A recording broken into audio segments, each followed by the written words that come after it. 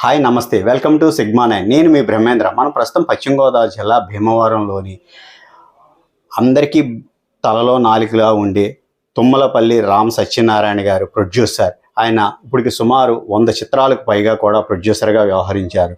ఆయన మాటల్లో అసలు ఇప్పుడు తెలుగు చలనచిత్ర పరిశ్రమ ఏ విధంగా ముందుకు సాగుతుంది, చిన్న చిత్రాలు ఏ విధంగా ముందుకు సాగుతున్నాయి ఆయన మాటల్లోనే తెలుసుకుందాం. సార్, ముందుగా మీకు సంక్రాంతి శుభాకాంక్షలు.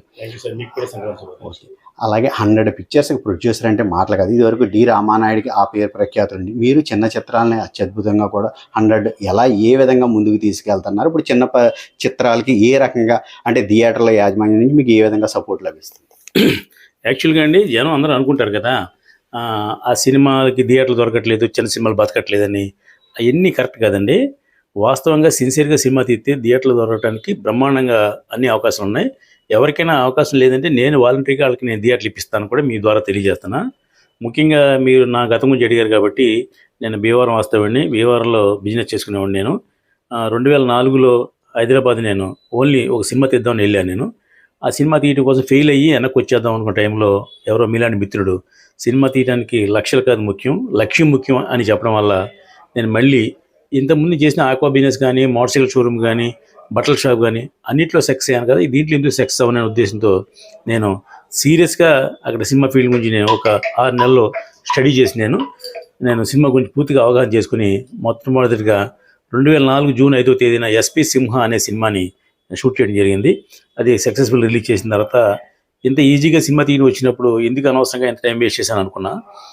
2004 జూన్ నుంచి 2005 జూన్ వరకు ఆ 1 ఇయర్లో 13 సినిమాలు తీసి గిన్నిస్ బుక్ ఆఫ్ వరల్డ్ రికార్డ్కి నేను అప్లై చేయడం జరిగింది. అలాగే భారత్ వరల్డ్ రికార్డ్స్ కూడా నాకు ఇవ్వడం జరిగింది మా అప్పటి సీఎం రోసి గారి చేతుల మీదుగా. ఇంకా అక్కడి నుంచి ప్రస్థానం మొదలు పెడితే 2004 నుంచి 2020 వరకు 114 సినిమాలు తీసి రిలీజ్ చేశాను. ఇది ఎన్ని అయిన తర్వాత ఎవరో మీలాంటి మిత్రుడు అడిగాడు, నీ రికార్డు నువ్వే అధిగమించాలంటే ఏం చేయాలని. అప్పుడు ఆగస్టు 15వ తేదీన నేను హైదరాబాద్లో సారథి స్టూడియోలో ఒకే రోజున 15 సినిమాలు స్టార్ట్ చేశాం. అంతకుముందు నేను తీసిన సినిమాలు ఒక నెల ఒకటి అలా వరుసగా 1 by 1 చేసుకుని వచ్చాం. కానీ ఈ ట్రిప్ ఏం చేసామంటే ఆగస్టు 15వ తారీఖున మంచి రోజు కాబట్టి 15 సినిమాలు ఒకే రోజున 15 మంది చీఫ్ గెస్టులతోటి, 15 మంది డైరెక్టర్లతోటి, 15 మంది హీరోలతోటి నేను ఓపెనింగ్ సారథి స్టూడియోలో పెట్టాం. ఆ రోజున సారథి స్టూడియోకి 500 మందికి నేను ఇన్వైట్ చేస్తే 2500 మంది వచ్చారు.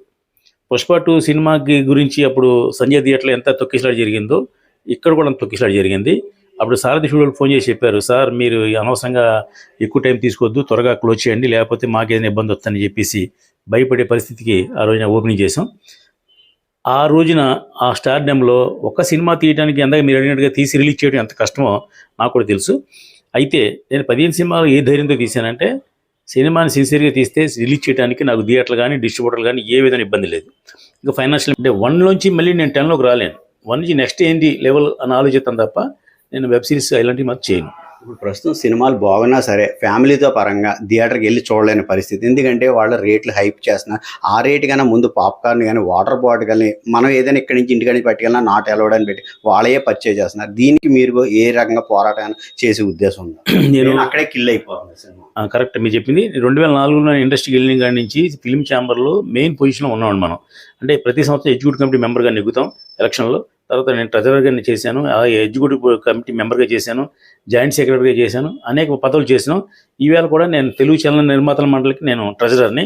నిన్నగాక మన ఎలక్షన్ అయితే నేను ఎగ్జిక్యూటివ్ కమిటీ మెంబర్ని. అయితే ఏంటంటే ఇప్పుడు టెక్నాలజీ మారిపోయిందండి. ఇప్పుడు మీరు చెప్పిన వాటర్ బాటిల్స్ అయ్యి పూర్వం మనం జేబులో బట్టలు కట్టుకుని తిరిగి వెళ్ళేవాళ్ళం. ఆ రోజు పోయినాయి. ఒక విధంగా దోపిడీ చేస్తున్నారు. ప్రేక్షకుడికి తెలియకుండా ప్రేక్షకుడి జేబులో చిల్లు పెడతామంటే అదే చేస్తున్నారు. మనతో కార్ పార్కింగ్ ఉండేది, దాన్ని సాధించాం. కార్ పార్కింగ్ లేదు, థియేటర్కి వెళ్తే కార్ పార్కింగ్ లేకుండా చేసాం హైదరాబాద్లో. ఇక్కడ భీమవరంలో తెలియదు కానీ హైదరాబాద్లో మాత్రం ఏ మల్టీప్లెక్స్కి వెళ్ళినా ఏ థియేటర్కి వెళ్ళినా కార్ పార్కింగ్ లేదండి. అది నెంబర్ 1. ఇప్పుడు మీరు చెప్పిన పాప్కార్న్ అవి చాలా దారుణం. ఇప్పుడు 250 రూపాయలు పాప్కార్న్ అండి ఇక్కడ మల్టీప్లెక్స్లో. అదే పాప్కార్న్ బయట 60 రూపాయలే. దీని గురించి పోరాడుతున్నాము. ఇది మీరు జనం థియేటర్ రాకపోవడం కారణం 2 కారణాలు. ఒకటి పాప్కార్న్ రేట్లు పెరగడం, 2 టికెట్ రేట్స్ హైకి ఇవ్వటం. ఇప్పుడు నిన్న రాజాసాబ్ సినిమా రిలీజ్ అయింది, దానికి 1000 రూపాయలు అమ్మారు టికెట్. ప్రేక్షకుడు ఎందుకు చూస్తాడు?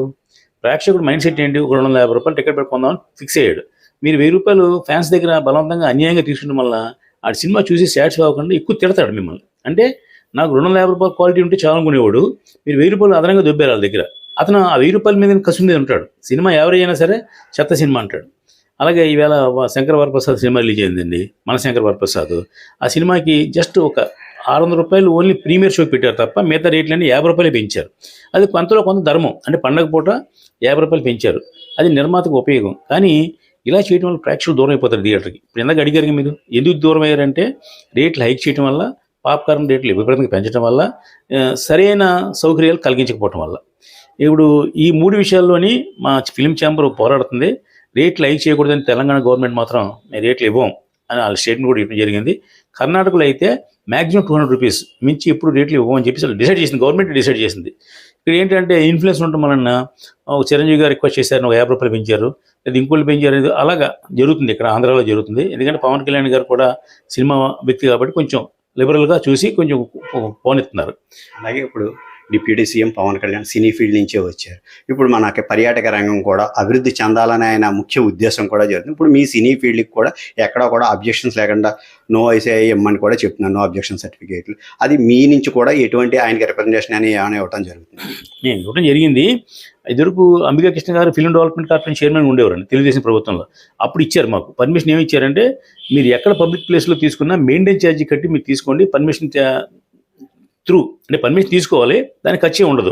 ఇదివరకు ఏంటంటే బీచ్లో షూటింగ్ చేస్తే 50,000 కట్టాలి, లేదా పోలీస్ స్టేషన్లో షూటింగ్ చేస్తే 10,000 కట్ట రూల్ ఉండేది. అయ్యేవి లేకుండా ఓన్లీ మెయింటైన్ ఛార్జే, అంటే 2,000 3,000 క్లీనింగ్ ఛార్జెస్ మాత్రం తీసుకోమని అంబికా కృష్ణ గారి టైంలో పెట్టడం జరిగింది. ఆ టైంలో ఇంకొకటి చేశారు, జీఎస్టీ 18% వసూలు చేస్తున్నారు కదా, దాంట్లో 9% ప్రభుత్వానికి, ఆంధ్రప్రదేశ్ ప్రభుత్వానికి, 9% సెంట్రల్ గవర్నమెంట్కి. మీరు హైదరాబాద్లో ఆంధ్రప్రదేశ్లో పూర్తిగా సినిమా తీస్తే 9% జీఎస్టీ నుంచి వచ్చిన ఆంధ్రప్రదేశ్ షేర్ని వెనక్కి ఇస్తామని కూడా వాళ్ళు అనౌన్స్ చేయడం జరిగింది. అప్పుడు 4-5 సినిమాలు కూడా తీశారు. సి కళ్యాణ్ గారు సినిమా, ఇంకో సినిమా తీశారు. అయితే దురదృష్టం ఏంటంటే ఈ ప్రభుత్వం మారడం వల్ల అవన్నీ పోయినాయండి. ఇకపోతే ఆంధ్రప్రదేశ్కి సినిమా ప్రపంచం వస్తుందా రాదా అంటకి ఇక్కడ బోని వసతులు ఉన్నాయి, అన్నీ ఉన్నాయండి. కానీ రావడానికి కొంచెం ఇబ్బంది ఏంటంటే ట్రాన్స్పోర్ట్ మెయిన్ ఎక్కువ ఖర్చు అవుతుంది, అకామిడేషన్ ఖర్చు అవుతుంది, ఇవన్నీ మాకు ఖర్చు అవుతున్నాయి. మాలాంటి చిన్న ప్రొడ్యూస్ ఏం ఆలోచిస్తామంటే సాయంత్రం 6-5 ఆ హీరోయిన్ వాళ్ళు టెక్నీషియన్ ఇంటికి పోతే మాకు ఖర్చు ఉండదు, అంటే నైట్ భోజనం ఖర్చు ఉండదు, ట్రాన్స్పోర్ట్ ఖర్చు ఉండదు, అకామిడేషన్ ఖర్చు ఉండదు అని ఆలోచించి మేమే అక్కడ హైదరాబాద్ నుంచి ఆంధ్రప్రదేశ్ రావడానికి ఆలోచిస్తున్నాం. పెద్ద నిర్మాతలు రావచ్చు. పెద్ద నిర్మాతలకు ఏంటంటే తెలిసిన ఆంధ్రప్రదేశ్ కంటే వాళ్ళు కేరళ వెళ్దామా, అమెరికా వెళ్దామా, యూరోప్ వెళ్దామా అని ఆ హీరోల కోరికల మీదకి అక్కడికి వెళ్తున్నారండి. ఈ మధ్యకాలంలో పెద్ద సినిమాలు 2025లో 12 సినిమాలు, పెద్ద సినిమాలు అంటే 10 కోట్లు, 20 కోట్లు, 30 కోట్లు తీసిన సినిమాలు డిజాస్టర్ ఫ్లాప్ అయినాయండి. ఆ ప్రొడ్యూసర్లు ఎక్కడున్నారో కనబడిన పరిస్థితికి వచ్చింది. అలాగే నిన్నకాక మొన్న అంటే పేర్లు చెప్పడం ధర్మం కాదు ఇక్కడ చెప్పట్లా, ఒక పెద్ద నిర్మాత సినిమా రిలీజ్ చేయలేకపోయాడు, అక్కడ అటు అనే సినిమా. ఇది సూపర్ బిజినెస్ అయిన సినిమా, గ్లామర్ ఉన్న cinema, Boyapati scene cinema, hattrick cinema, ఇన్ని ప్లస్ పాయింట్ ఉన్న సినిమా కూడా థియేటర్లో రిలీజ్ చేయలేకపోవడం కేవలం అది నిర్మాత వైఫల్యం. అలాగే రాజాసాబు సినిమాకి 450 కోట్లు 550 కోట్లు అయిందంట కాస్ట్ ఆఫ్ ప్రొడక్షన్. అది 3 సంవత్సరాలు తీశారు. ఒక రెబల్ స్టార్ మన ప్రభాస్కి ఉన్న ఇమేజ్కి అన్యాయం చేశారండి ఆ సినిమా. అది నిర్మాత వైఫల్యమా, దర్శకుడు వైఫల్యమా ఆలోచించుకోవాలి. ఎంత అన్యాయం అంటే ఒక బాహుబలి లాంటి సినిమా తీసి ఒక 100 మందిని కొట్టగల కెపాసిటీ ఉన్న ప్రభాస్ ఏదో పిల్లిని చూసిను, ఏదో దెయ్యం చూసి భయపడుతున్నాడు అంటే ప్రేక్షకులు నమ్మరండి. ప్రేక్షకుల్ని డిజపాయింట్ చేశారు. ఫ్యాన్స్ అయితే ఒక విపరీతం ట్రోల్స్ చేస్తున్నారు. ఆ డైరెక్టర్ ఏమన్నా విల్ల నెంబర్ 17 మీరు వచ్చి నన్ను కలవండి, తేడా వస్తే సినిమా అని ఆయన వార్నింగ్ ఇచ్చాడు. మీ టీవీ వాళ్ళందరూ వాళ్ళ ఇంటికి వెళ్ళారు. ఇన్ని మనం చూస్తున్నాం సోషల్ మీడియాలో. ఏది ఏమైనా సినిమా కెప్టెన్ దర్శకుడు, కానీ నిర్మాత ఉన్నారు కదా, ఆ నిర్మాత కూడా బాధ్యత వహించాలి ఈ నష్టానికి కష్టానికి. అంటే ఆయన డబ్బు పోయింది అనుకోండి, అంటే మనం ఏమనుకుంటాం అంటే పోతే నిర్మాత పోయాడు అనుకుంటున్నాం. కాదు, నిర్మాతతో పాటు ఆయన 10 మంది పోతారండి. 24 క్రాస్ జీతాలు తీసుకుంటారు, పర్లేదు. మెయిన్ ఫైనాన్సర్స్, తర్వాత డిస్ట్రిబ్యూటర్లు, తర్వాత ఎగ్జిబిటర్లు. ఈ ఎగ్జిబిటర్ నమ్ముకుని థర్డ్ పార్టీలు ఉంటారు. అంటే ఇప్పుడు సపోజ్ భీమవరంలో మీరు ఆ సినిమాని ఒక 10 లక్షలు ఐడి వేశారు. అంతమంది ప్రభాస్ సినిమా ఎంత వచ్చింది కాబట్టి ఇది వస్తుందని 10 లక్షలు ఐడి వేశారు. మీకు 2 లక్షలు వస్తుంది షేరు. 8 లక్షలు పోయినట్టుగా మీరే డబ్బు ఎక్కడ మీకు? మీరు 10 మంది ఫ్రెండ్స్తో పార్ట్నర్స్ కలిసి చేసుకుంటారు అనుకోయింది. అంటే ఒకటి తప్పు ఒకటి నష్టం 100 మంది పంచుకునే పరిస్థితి ఏర్పడింది. అంటే మీరు అన్న పాయింట్లో ఇప్పుడు హీరో రెమ్యూనరేషన్స్, వీళ్ళ కాస్ట్ ఆఫ్ ప్రొడక్షన్ ఇక్కడ కూడా వీళ్ళది కూడా పెరిగిపోతుంది. వీళ్ళు ఎంతో కొంత అంటే సపోజ్ సినిమా హిట్ అవుతే ఓకే, వెల్ అండ్ గుడ్. కానీ బట్ ఏంటంటే వీళ్ళ సినిమా కనుక ఫ్లాప్ అవుతే వాళ్ళ రెమ్యూనరేషన్ ఎంతో కొంత రిటర్న్ కనుక ప్రొడ్యూసర్కి ఇచ్చేయగలిగితే అప్పుడు ఆటోమేటిక్గా తగ్గుద్ది కదా. ఇప్పుడు సపోజ్ ఇప్పుడు చిరంజీవి సినిమా అనుకుందాం, ఒక సినిమా ఏదో అయింది పోయిన వాళ్ళ ప్రొడ్యూసర్స్ కూడా వాళ్ళు ఇప్పుడు దానికి ఎంతో కొంత ఈయన కూడా కొంచెం తగ్గించుకుంటే దానికి వీళ్ళు సేవ్ అవుతారు కదా. దీని నుంచి మీ ప్రొడ్యూసర్ అదే అండి. యాక్చువల్గా ఏంటంటే ఇప్పుడు హీరోలు ఎవరు డిమాండ్ చేయరు సార్. చిరంజీవి గారి ఫ్యామిలీలో అస్సలు డబ్బు గురించి డిమాండ్ చేయరండి. ఇంకో విషయం తెలియని విషయం ఏంటంటే మీకు చిరంజీవి గారి ఫ్యామిలీలో 13 హీరోలు ఉన్నారు కదా, ఈ 13 హీరోలు కూడా రెమ్యునరేషన్ ముందు తీసుకోరండి, సినిమా రిలీజ్ తీసుకుంటారు. చిరంజీవి గారు వాళ్ళ ఫ్యామిలీ నేర్పిన గొప్ప విషయం ఏంటంటే సినిమా బిజినెస్ని బట్టి రిలీజ్ సక్సెస్ని బట్టి డబ్బులు తీసుకుంటారు వాళ్ళు. అలాగే రామ్ చరణ్ గారు కూడా మన దిల్ రాజు గారు చెప్పారు, ఇంకా మేము బైక్ ఉన్నాం ఆయన కానీ. ఎలా అంటే ఒక నిర్మాత బతుకుండాలి, బాగుండాలని కోరుకునే ఫ్యామిలీ చిరంజీవి గారి ఫ్యామిలీ. మిగతా హీరోల గురించి నేను కామెంట్ చేయను, కానీ ఇప్పుడు హీరోకి రెమ్యునరేషన్ పెంచింది మనమేగా, నిర్మాత పెంచాడు వెళ్ళి. ఇప్పుడు మీరు 10 కోట్లు ఇస్తానంటే నేను వెళ్ళి 12 కోట్లు ఇస్తాను, అతను కాదు నాకు డేట్లు ఇవ్వండి నేనే ఎదురెత్తున్నా. వాళ్ళు ఏం చూస్తారంటే సరే ముందు 12 కోట్లు వస్తుంది, ఇంతకుముందు పెద్ద సినిమా తీసాడు ఇతను, పర్లేదు సినిమా కంప్లీట్ చేయగలడు అని ఆలోచించి సినిమా తీశారు. మొన్న ఆ సినిమా ఏమైంది, బోయపాటి గారి సినిమా అండి, అలాగే జరిగింది, నష్టం జరిగింది. డిప్ షీట్ పైగా దానికి ఒక ప్రాబ్లం ఉందని తెలుసు, అయినా ఆ ప్రాబ్లం సాల్వ్ చేసుకోకుండా వాళ్ళు సినిమా రిలీజ్ చేసేశారు. 1 వీక్ అయిపోయేదానికి బాలకృష్ణ గారికి బ్యాడ్, వాళ్ళ ఫ్యామిలీ వాళ్ళ అమ్మాయి దాంట్లో ప్రొడ్యూసర్ వాళ్ళకి బ్యాడ్. ఇదే సినిమా మన చిరంజీవి గారి సినిమా రిలీజ్ అయింది, ఈవేళ 120 కోట్లు బిజినెస్ అయిందండి. నేను ఇప్పుడు చెప్తున్నాను ఆ సినిమా యావరేజ్గా ఉంటుంది, రకరకాల కామెంట్స్ పెట్టారు. నేను 4 రోజుల ముందే పెట్టాను, నేను కూడా కాకుండా పేపర్ని అడుగుతున్నా, నాకు కూడా జర్నలిజం తెలుసు నాకు. నేనేం చెప్పానంటే బాగున్న సినిమా గురించి మాట్లాడకూడదు, బాగున్న సినిమాని హైప్ చేయాలి. వరప్రసాద్ అనే సినిమా డెఫినెట్గా సూపర్ హిట్ అవుతుంది, సక్సెస్ అవుతుందని 10 రోజుల క్రితమే స్టేట్మెంట్ ఇచ్చామండి. ఈవేళ 120 కోట్లు బిజినెస్ అయితే అది ఫస్ట్ వీక్ 120 కోట్లు షేర్ చేస్తాను ఆ సినిమా. కారణం ఏంటి, చిరంజీవి గారు కూడా చెప్పారు, చాలామంది డైరెక్టర్లు పెద్దోళ్ళు కానీ కొత్త వాళ్ళు కానీ నేర్చుకోవాల్సింది ఏంది, అనిల్ రావిపూడి నుంచి 60 రోజులు షూటింగ్ చేశాడు, షూటింగ్ ఎంజాయ్ చేసాం, బడ్జెట్ పెరగలా ఎక్కడాను, అది నెంబర్ ఆఫ్ డేస్ షూటింగ్ పెరిగితేనే బడ్జెట్ పెరుగుద్దండి అని చెప్పారు. దాంట్లో కూడా వాళ్ళ అమ్మాయి కూడా పార్ట్నరే, షేర్ హోల్డరే, కాబట్టి ఆ సినిమా 100% సక్సెస్ఫుల్. సినిమా పిక్చర్స్ చూసారా, ఎలా ఉంది? నేను సినిమా నిజమైతే చూడలేదు, కానీ మాకు రివ్యూలు అని మాకు తెలుసు కాబట్టి చెప్తున్నాను. బ్రహ్మాండంగా ఉంది సినిమా అండి. అంటే ఎలా మీరు ఆలోచించాలంటే మనకున్న 250 రూపాయల టికెట్కి న్యాయం జరిగింది లేదా ఆలోచించాలి తప్ప దాంట్లో అది మిస్ అయింది ఇది మిస్ అయింది అని కామెంట్ చేయడం కాదండి. అది పేపర్లో రాస్తారు వాళ్ళ మనోభావాల కోసం తప్ప నిజంగా సినిమా 250 రూపాయలు టికెట్ తీస్తే 500 రూపాయల ఆనందాన్ని మనం పొందాం. అదే ప్రభాస్ సినిమా 350 రూపాయలు టికెట్ తీస్తే మనం 170 రూపాయల ఆనందాన్ని పొందగలిగాం. అంటే నేను ప్రభాస్ సినిమాని కామెంట్ చేయట్లా, నిన్న రిలీజ్ అయిన సినిమా కూడా చెప్తున్నాను.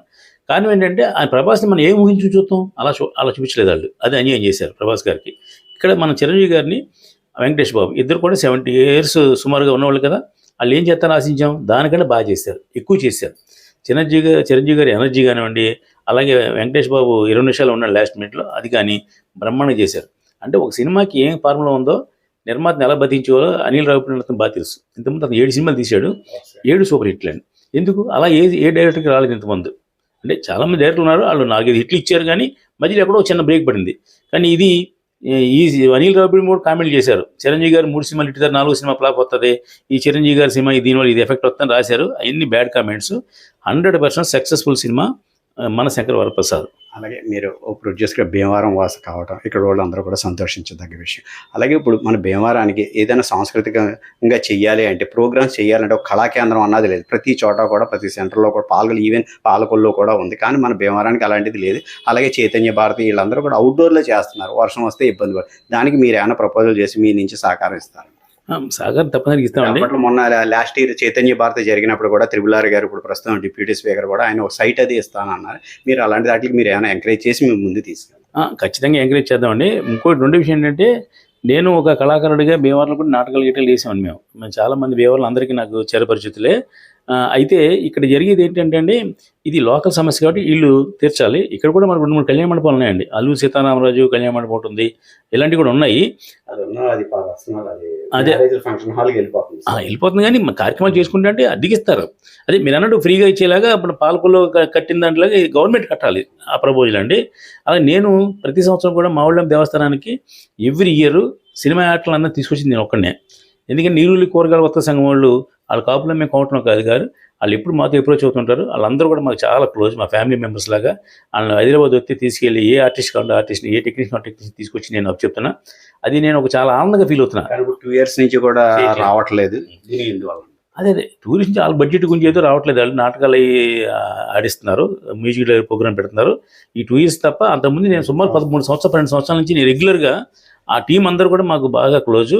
నేను తీసుకొచ్చేవాడిని ఇక్కడికి, ఎందుకంటే అది గొప్ప హ్యాపీ ఫీల్ అయ్యేవాను. అంటే మా ఊళ్ళో మా భీమవరం అని చెప్పి ఉద్దేశంతో వాళ్ళు ఎవరికంటే వాళ్ళు ఒకసారి నాగబాబు గారు రాజశేఖర్ అలా ఎవరు కోరుకుంటే వాళ్ళు తీసుకొచ్చాం. ఇప్పుడు కూడా ఇక్కడ భీమవరంలో ఏ సాంస్కృతిక కార్యక్రమం జరిగినా సినిమా సైడ్ నుంచి నేను ఉన్నాను కాబట్టి ఎవరికి ఏ సపోర్ట్ కావాలో నేను చేస్తా. అలా కాకుండా ఇక్కడ లోకల్ ఆర్టిస్టులు కూడా నేను సపోర్ట్ చేస్తా. మనం 15 సినిమాలు స్టార్ట్ చేసాం కదండి. ఇక్కడ ఎవరైనా మంచి టాలెంటెడ్ ఆర్టిస్ట్ ఉంటే అది కూడా నేను వేషం ఉండడానికి కానీ ఇంకోటి కానీ నేను రెడీగా ఉన్నా. ఇప్పుడు మన సొంత ఊరు అనే ఫీలింగ్ నాకు ఎప్పుడు ఉంటుంది. అదే చూడండి క్యాస్ట్ ఫీలింగ్ అంటారు చూడండి, అలాగా ఊరి ఫీలింగ్ ఇది మాకు. ఈ ఊరి ఫీలింగ్లో భీమవరం నుంచి ఏ కళాకారుడు వచ్చినా, భీమవరం నుంచి నాకు చేతనే ఏ సాయం చేయవలసి వచ్చినా నేను చేయడం ముందు ఉంటాను. అది నేను ఆనందంగా ఫీల్ అవుతాను. ఇదేదో బడ్డీనో అనేది ఆబ్లిగేట్ చేస్తారు మాత్రం అనుకోను. ఎందుకంటే భీమవరం అంటే మాకు అంత ప్రేమ కాబట్టి. నేను పెరిగింది ఇక్కడ, మన వైభవం చేసింది ఇక్కడ. నేను ఛాంబర్ ఆఫ్ కామర్స్కి నేను సెక్రటరీ చేశాను, మా వైశ్య కమిటీకి నేను ప్రెసిడెంట్ చేశాను. అలాగా ఈ పదవులన్నీ చేశాను కాబట్టి ఇక్కడ మా ఊరంటే నాకు చాలా అభిమానం ఉంటుంది. కాబట్టి ఇక్కడ ఉన్న వయసులు కానివ్వండి, వయసు ఇతరులు కానివ్వండి, అందరూ నన్ను సపోర్ట్ చేస్తారు. ఇక్కడ ఒక థ్రిల్ ఫీల్ అవుతాం. పండగ వస్తే 1 వీక్ ఉంటే ఏదో సొంత పుట్టింటికి వచ్చినట్టుగా ఫీల్ అవుతాము. అంటే మీలాంటి వాళ్ళందరికీ ఎవరికి ఏ సపోర్ట్ కావాలని నేను 100% చేస్తానని సవినయంగా తెలియజేస్తాను. అలాగే మీరు వైశ్యాస్ అంటున్నారు కాబట్టి వాసవి మాత అంటే కూడా మీకు ఎంతో ప్రాధాన్యమైన దేవత. అలాగే పెనుగొండను కూడా ఇప్పుడు ప్రస్తుతం వాసవి పెనుగొండగా కూడా జియో కూడా పాస్ అయింది. కానీ దానికి ఎందుకో కొంచెం క్లమ్జీగా కొంత ఇబ్బందులు ఎదురుతున్నాయి అంటున్నారు. దానికి మీరు ఏ విధంగా ముందుకు తీసుకెళ్తున్నారు? నేను already deputy CM Pawan Kalyan ఎలక్షన్స్కి ముందే మీకు ప్రామిస్ చేశాడు, అక్కడ నేను అమ్మవారికి నేను ఎలా పేరు మాత్రం ఇలాగే చేస్తామని. అలాగే కూడా గవర్నమెంట్ నుంచి కూడా జియో పాస్ అయింది. ఫిబ్రవరిలో అమ్మవారి ఆత్మార్పణ దినోత్సవానికి కూడా అందరూ అది స్టేట్ ఫెస్టివల్గా కూడా చేయాలి. డిప్యూటీ సీఎం గారు ఇచ్చిన మాట ప్రకారం మన అమ్మవారి ఆత్మార్పణ దిన రోజున చంద్రబాబు నాయుడు గారు వచ్చి ఆయన తిరుపతిలో అయితే ఏ విధంగా చేస్తారో అలాగే పట్టు వస్త్రాలు అర్పించడం జరిగింది. 2014 సంవత్సరంలో నేను వాసవి వైభవం అనే ఒక సినిమాని తీశాను. ఓన్లీ వయసుల కోసమే తీసిన సినిమా. అది హయ్యెస్ట్ నా లైఫ్లో చెప్పుకోదగిన సినిమా ఉంటే అది ఒకటి. ఎందుకంటే వాసవి మా కులదేవం కాదు, వాసవి మాత మా కులంలో పుట్టింది. కానీ ఆవిడ అందరి దేవత, అందరికీ దేవత అండి. దేవత అనే కమిటీ లేదు. మా కులంలో పుట్టింది కూడా మేము గొప్పగా ఫీల్ అవుతాం, ప్రౌడ్గా ఫీల్ అవుతున్నాం. అలాగా పెనుగొండకి డూండి రాకేష్ అని మా వైశ్య కార్పొరేషన్ చైర్మన్ ఉన్నాడు అనే దానికి పేరు మాస్టర్ కారకుడు. మీరు అన్నట్టు జియో కూడా వచ్చేసిందండి, డౌట్ ఏం లేదు దాంట్లో. వేరే వాళ్ళు ఏదో అబ్జెక్షన్ పెట్టారు. సత్యనారాయణ గారు ప్రెస్ మీట్లో పెట్టి హర్షం వ్యక్తం చేశారు, అంతా బాగానే ఉంది. కానీ కొంత ఒక వర్గం ఎందుకో దాన్ని అలా మార్చడం వల్ల అని కొంచెం ఇబ్బందికరమైన వాతావరణం నెలకొంది అంటున్నారు మీరు అంటే వాళ్ళు అనేది ఏంటండి, అక్కడ రకరకాల క్యాస్ట్లు ఉన్నారు కదా, వైసీపీలో ఒకలే కాదు కాబట్టి ఆయన ఎందుకు పెట్టారని. ఇప్పుడు అంబేద్కర్ కోనసీమని పెట్టారండి. అక్కడ అంబేద్కర్ ఒక్కరే ఉన్నారా, ఇంకెవరు లేరా? అక్కడ అన్ని క్యాస్ట్లు ఉన్నాయి. అది భారత రాజ్యాంగం రాశాడు ఆయన మహానుభావుడు అని. ఆయన ఒక క్యాస్ట్ మనిషి కాదు, ఆ క్యాస్ట్ పుట్టాడు కాబట్టి వాళ్ళు గ్రేట్గా ఫీల్ అవుతారు. అలాగే వాసవి మాత దేవుడు, మాకు దేవుడు కాదు, మొత్తం భారతదేశం అందరికీ దేవుడు ఆవిడ. మా కులంలో పుట్టిన కాబట్టి మేము ప్రౌడ్ ఫీల్ అవుతున్నాం. అలా కాబట్టి క్యాస్ట్కి దీనికి సంబంధం లేదు. ఖచ్చితంగా వాసవి పెనుగొండ అనేది జీవో వచ్చేసింది. దాని గురించి ఎవరేం బాధపడినా అది కొంచెం కాలం అలాగే స్లోగా ఉంటారు తప్ప తర్వాత మళ్ళీ అన్నీ సెటిల్ అవుతాయి. అది వాసవి పెనుగొండ అనేది మా జీవితంలో మేము సాధించిన గొప్పలో అదొక విషయానికి గొప్ప ఆనందం ఫీల్ అవుతున్నాం అండి. ఇది తుమ్మలపల్లి రామ సత్యనారాయణ గారు తెలియజేస్తుంది. నేను భీమవరం వాసిని, తప్పకుండా కూడా నేను చిన్న సినిమాలతోనే నేను ముందుకు సాగుతాను. చిన్న సినిమా కనుక ఒక విధానంలో తీస్తే కనుక అంటే కరెక్ట్ షెడ్యూల్ అది పెట్టుకుంటే ఖచ్చితంగా కూడా లాభాలు ఆశించవచ్చు. అలాగే కానీ థియేటర్లో దగ్గర మటుకు పాప్కార్న్లు ఈ విషయంలో కూడా నేను కూడా పోరాటం చేస్తున్నాను. అలాగే నేను భీమవరం వాసి కనుక ఇక్కడ కూడా మంచి ప్రయత్నంగా ఒక కళాక్షేత్రానికి కూడా నా వంతుగా కూడా నేను కృషి చేస్తున్నాను తెలియజేస్తున్నారు. అలాగే వాసవి మాత దానికి కూడా అప్పట్లో పవన్ కళ్యాణ్ ఎలక్షన్స్కి ముందు ఇచ్చిన హామీని నిలబెట్టుకున్నందుకు చాలా సంతోషం వ్యక్తం చేస్తున్నానని తెలియజేస్తున్నాను. Please subscribe sigma 9.